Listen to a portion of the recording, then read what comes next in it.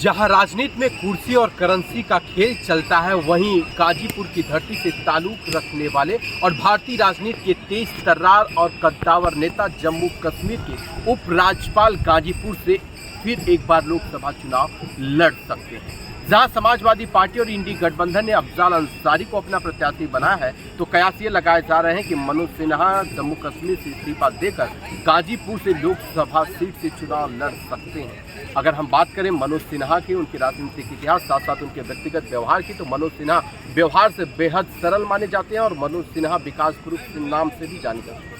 गाजीपुर की धरती पर लोग बताते हैं कि आज़ादी के बाद अगर सबसे ज़्यादा किसी शख्स ने काम किया और क्षेत्र का सबसे ज़्यादा यदि किसी ने विकास किया है, तो उस शख्स का नाम है मनोज सिन्हा।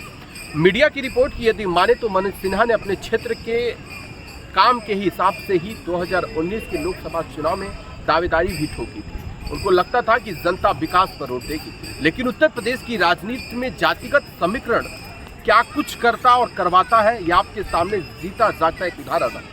जहां लोगों को लगता था कि विकास पर वोट पड़ेगा, वहीं पर जाति पर वोट पड़ा और नतीजा यह हुआ कि मनोज सिन्हा को हार का सामना करना पड़ा।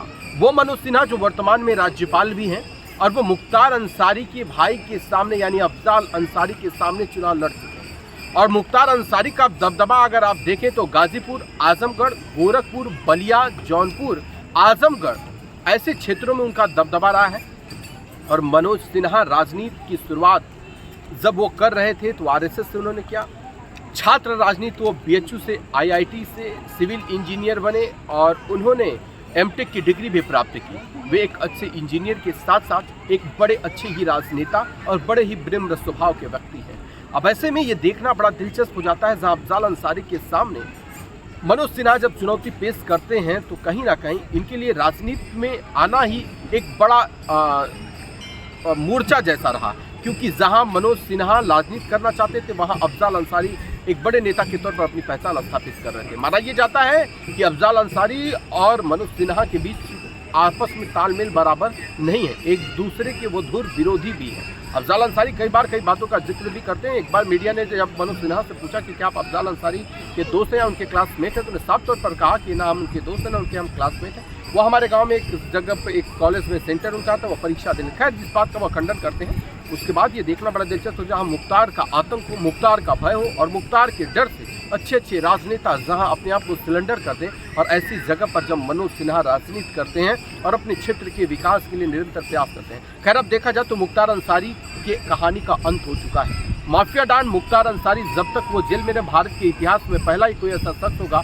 वो 3 बार से ज़्यादा लगभग वो चुनाव जेल से ही विधानसभा का जीते। उसके बाद उनके बेटे अब्बास अंसारी भी चुनाव जीते, उनके भतीजे भी चुनाव जीते समाजवादी पार्टी के टिकट पर, और अब्बास अंसारी को सुहेलदेव समाजवादी पार्टी के गठबंधन का प्रत्याशी बना गया और वो जीत का सेहरा उनके सर पर बांध दिया गया। अब ऐसे में क्या माना जाए कि मुख्तार अंसारी की मौत के बाद मनोज सिन्हा की जो राजनीतिक वहाँ की जो जमीन है वो मजबूत होगी, या ये माना जाए कि अफजाल अंसारी को सिंपैथी का वोट पड़ेगा, अफजाल अंसारी ज़्यादा टक्कर देने में कामयाब होंगे, या फिर मुख्तार का जो डर था वो ख़त्म हो गया, या मुख्तार का जो वहाँ पर वोट बैंक था उसमें सेंधमारी कर पाएंगे मनोज सिन्हा।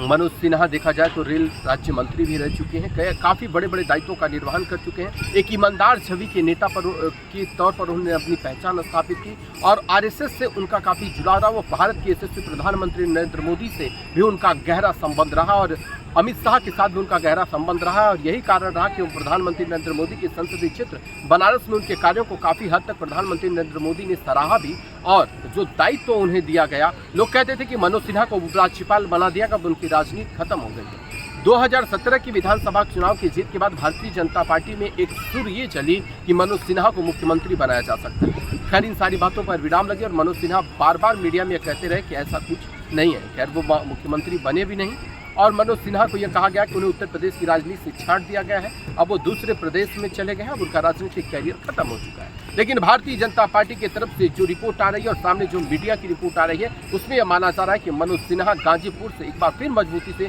दावेदारी कर सकते। कई नामों की चर्चा थी, वो एक तरफ ब्रिजेश सिंह तो दूसरी तरफ सुशील सिंह, तो तीसरी तरफ देखा जाए तो मनोज सिन्हा के बेटे अभिनव सिंह की भी खूब चर्चा हो रही थी।